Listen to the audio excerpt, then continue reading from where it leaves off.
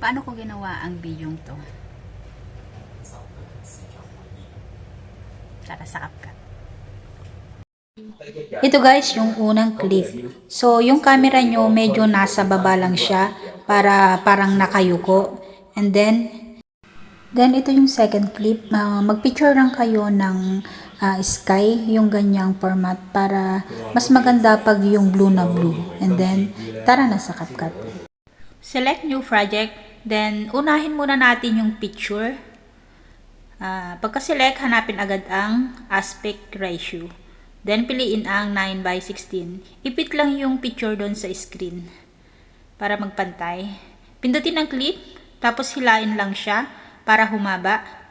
And then, dito sa baba, hanapin agad ang overlay. Then, select na yung video na ginawa. And then, dito guys, hanapin na agad yung tawag na ito, remove BG, yun. Nakakalimutan ko pa. Then, auto removal.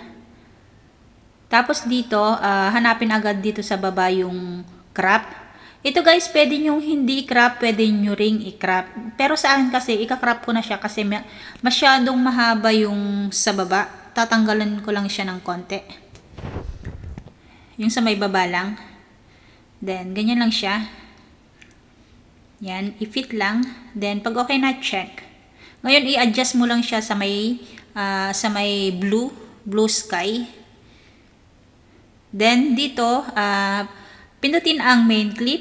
Tapos, sa baba, hanapin ang duplicate. Duplicate, yan.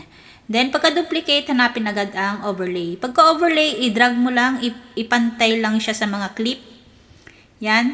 Tapos, yung sobra sa main character, i-adjust lang para magpantay. Then, move tayo sa start. Sa baba, pindutin ang third clip, yung naka-duplicate. Tapos, hanapin ang remove BG, chroma key. Itapat yung color picker sa may blue. Yan, para lumabas yung subject. And then, i-adjust lang sa may taas yung subject.